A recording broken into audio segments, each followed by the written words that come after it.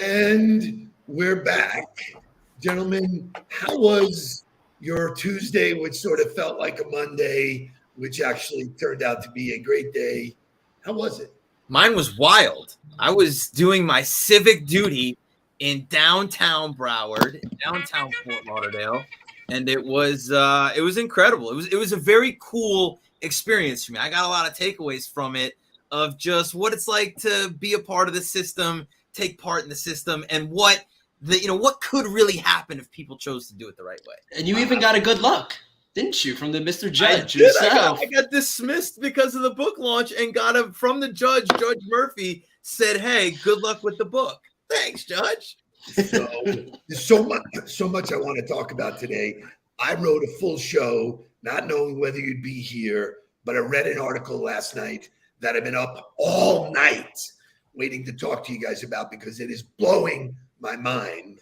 But for those of you who have been living under a rock, Mark Nudelberg is everywhere. Jay showed me this morning's podcast that he did. Yeah, I was on live with Defo and Luby this morning, which what a wild experience that was, because I remember Defo from being a kid and running around the 560 studios when he was on air there. And getting to be able to reference that and him talking about you leading what he quoted as the biggest bunch of zeros in the history of the business. So. It was a unique time. It was just after I had left the cellular phone business behind. I took a year off with you, which was still the best year of my life. And then the 560 bought all the rights to the sports teams. And they said, "Hey, man, you're like a legend in radio. Do you want to work in radio?" And I was like, "Sports radio sounds cool, whatever." It was a very interesting time. I spent a year there, but I got friendly. I knew all the guys who used to represent me. So it was very cool. Great to see you talk about what you do. You are a very good guest. I will give you that.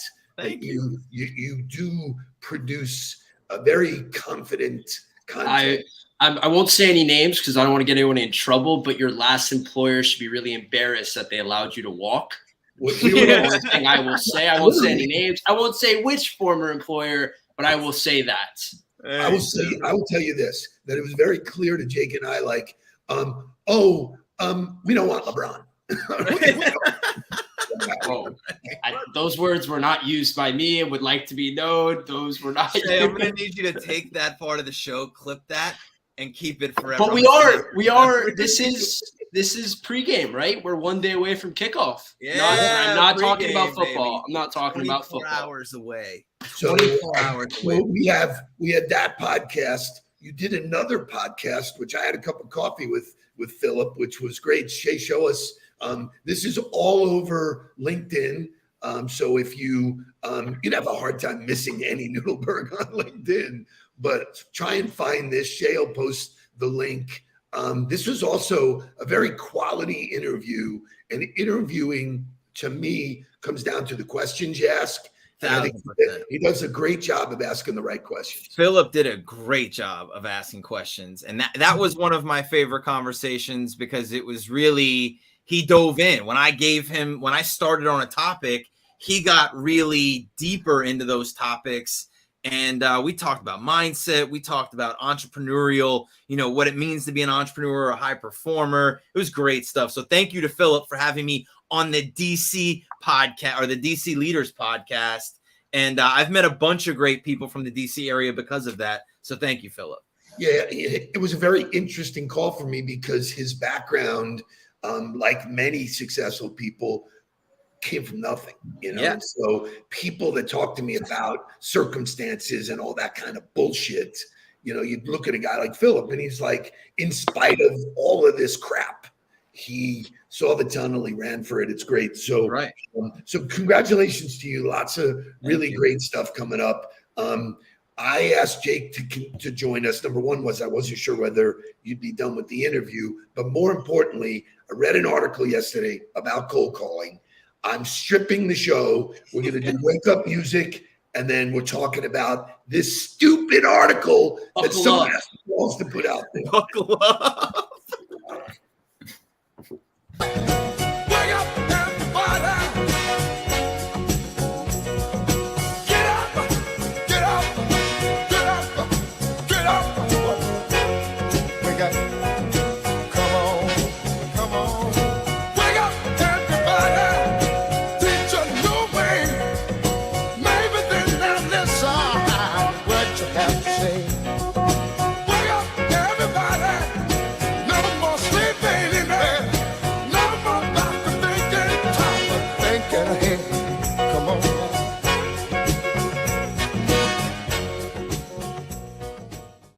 Lots of smiles, lots of good stuff.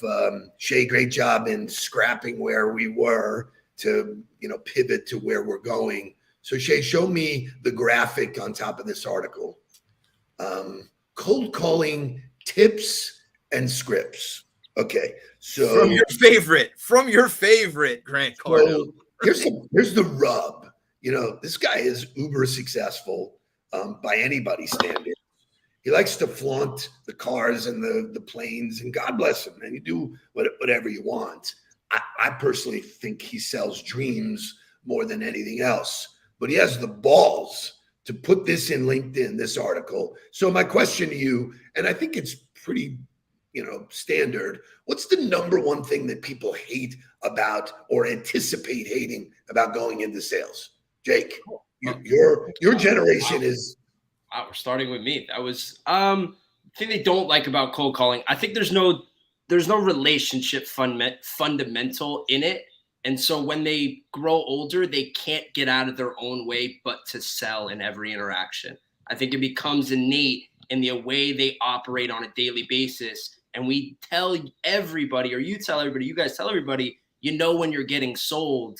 And it's this relentless feeling that they give off.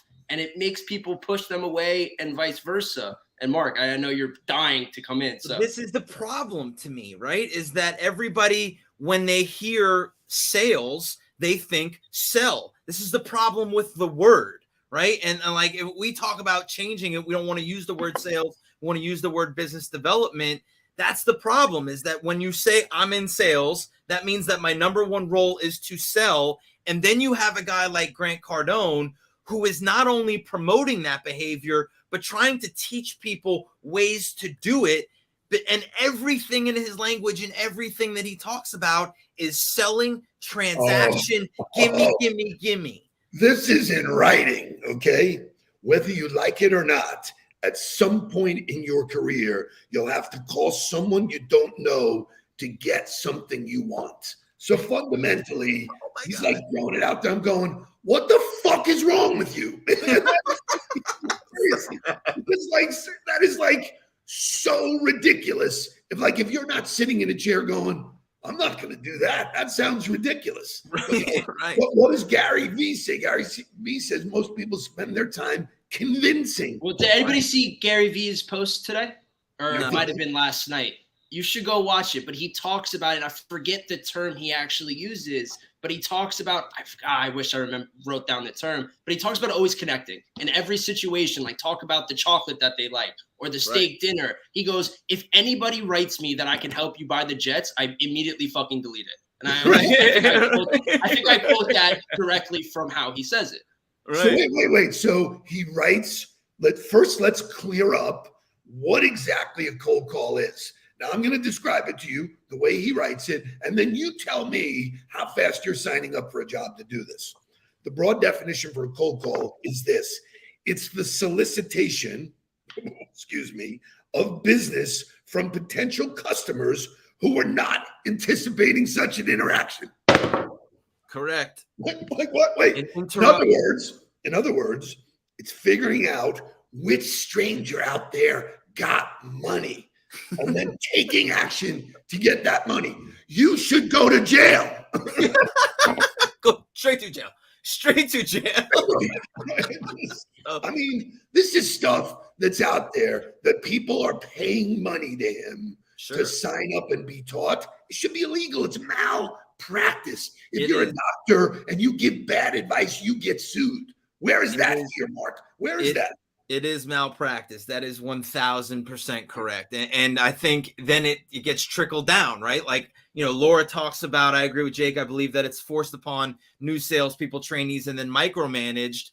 The majority of my sales training when I first got out of football was how to cold call, what to do, how to answer questions, how to move people through the conversation to get them to agree to have a presentation for me, not to agree to a visit, right? Not to agree to, hey, let's sit down and further the relationship. But the whole goal of the cold call was to get them to agree to allow me to pitch them what I wanted to do, which is a stupid, inefficient waste of time.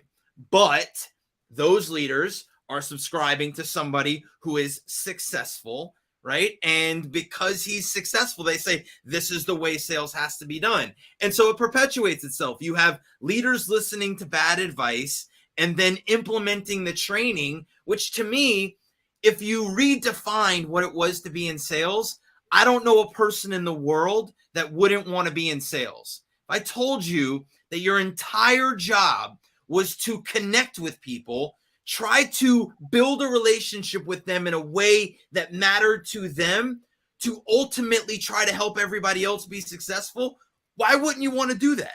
And if I managed you in a way that was, and we're going to talk about this on the GOTB live call today, if I managed you in a way that I focused on those activities, not on cold calling, not on pitching, not on overcoming objectives, but I managed you in a way where I focused on the activities that led to opening relationships, what other job would you want to have? And you look at statistics from video and LinkedIn and everything that we preach compared to cold calling. The cold calling, conversation to connection ratio is very low. You're going to hit 1 out of 50, if that. Whereas when you're connecting through video, the percentages go up, 75% or whatever. To me, it's like saying we should throw the ball in every 4th and 1. It's like, why do when every fan yells at their team for doing something so stupid because the percentages tell you not to, yet you still cold call.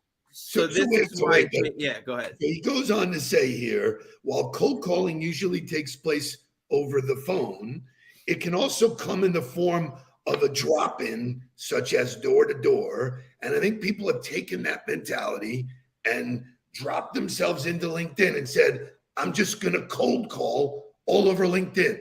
I'm going to jump into your world and tell you how great I am, what I need to sell you. Same thing. This mentality that you have my money in your pocket, it's the most ridiculous thing ever. It's Correct. Like people, look, you were just on with Defo, and Defo said your dad had it going on. He was one of those guys who got it because you know what? I met people at scale, right? And everybody could either buy my product or knew somebody who could. Boom. That was it, period. But so the fundamental to that is that you were just earning the right to market yourself to everybody. You weren't ever selling anybody. So I think that's the big difference, is that when people go into sales, they don't really understand that in order to be great at sales, you got to be phenomenal at marketing, right? Like, to me, if I were to build the perfect salesperson in today's world, they'd be an unbelievable conversationalist. They'd be an educator. They would be somebody who had energy, who had appearance, who was likable. Why? Because all of that's going to lead to the opportunity to be able to educate them about what you do and how you do it, so that if they can buy from you, they will, or they'll know somebody who will. So that to me is the difference, is that all of the sales training teaches people how to pitch all day long. Pitching is not marketing. Marketing is educating. Marketing is building relationship. Marketing is feeding people consistently with value so that when they're ready, then they pull the trigger. So there will be people who say to me, you just got sour grapes. I remember posting something in LinkedIn about cold calling. And there were some people said, you just suck at it. That's why you're, like, if I'm going to suck at anything, please let it be cold calling, because I don't want to interrupt people.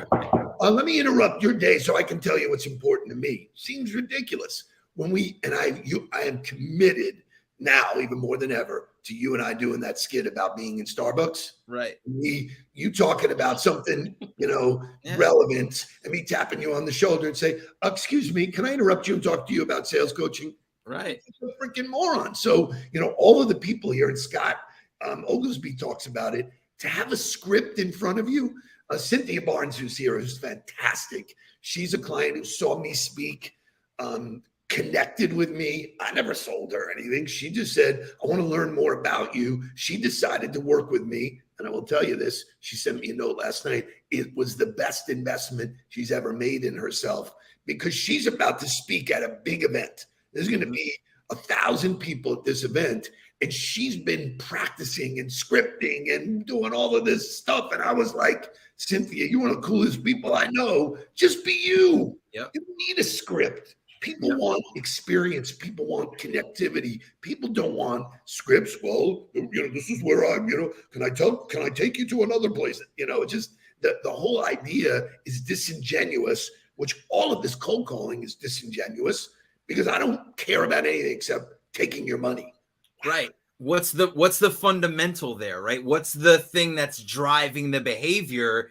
And in today's world where everybody can recognize that in a second, like Joanne French says, my team listens their way into sales. Connection. Active listening is something that should be taught, is something that should be trained, is something that is a skill that can be developed, because even people like, I remember, again, my sales training, I walked in and here's a list of 50 questions that you can ask that are going to lead them to a buying conversation. Why? Those questions do nothing for me. What am I going to interject every single one of these into the conversation to try to figure out what it is that they could buy from me? No, I got to be active listening. I got to be paying attention to what that person's saying. And I mean, when Shelby talked about it on the first GOTV call or the second GOTV live call, he was like, we didn't even get the opportunity to talk business. We had a visit for 30 minutes, and for 28 minutes, we spoke about Iowa and football and who that person was. And then at the end of the time together, that person went to them and said, hey, I know we're almost up here. What do I need to know about you so I can help you? They asked for the information. They earned that. That's the way it has to work. So, Jake, you're 24, you have your peers are entering the sales world. Give me some real time. What conversations are your peers having? I don't think people get a lot of satisfaction other than making the sale from their job. From the people who I know who are in cold calling, it's the only satisfaction they get. Everything else is like pulling teeth. And it really does go back to the relationship piece. And I had another buddy who I asked, who just took a job in technological sales or some department similar. And I said, are you cold calling? And he goes, F no, I wouldn't take the job. And so like, that's where sales is from a younger standpoint, is it's one or the other. And if not, then you don't really go into it, where we're trying to teach the other philosophy. And that's kind of like the battle where I don't know where the people who are in cold calling go next. Like, I don't know where their path is, because it engulfs them to think about not themselves, but their job. They like lose their identity of who they are and who they connect with.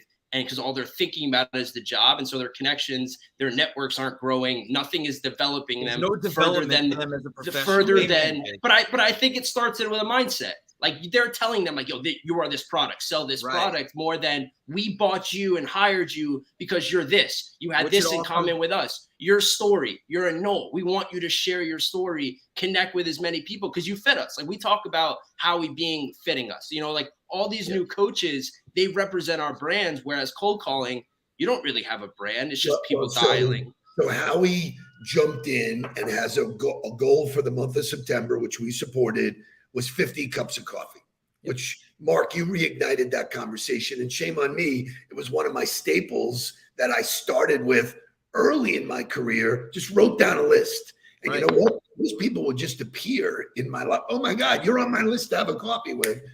Virtually, it's the same thing. It's much easier. You can cover more ground. But Howie reached out to somebody and said, I want to have and they like kind of quizzed him, and then they declined. And he wrote about it in LinkedIn saying the reason why they declined was they were so uncomfortable that they didn't have an ask. Like, Right. what do you mean you don't have an ask? Right. It's like a reverse rejection. It's like, seriously? You're not going to ask me? Nope, not going to sell you anything. When I would go and train my salespeople in the old days, we'd go out and I would start by telling people, look, relax. I'm not going to talk about selling you anything. Just sit and have a good time with me. And you can almost see the body language go, whoo, okay, man, because they're so expected to like, and here's the thing. Nobody likes to say no.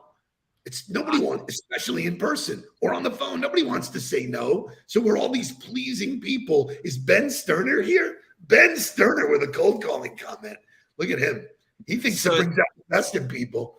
Right. Well, I couldn't disagree anymore here, Ben. Like, you're not selling steak knives or sports. I don't give a shit what industry you're in. You're always selling you first.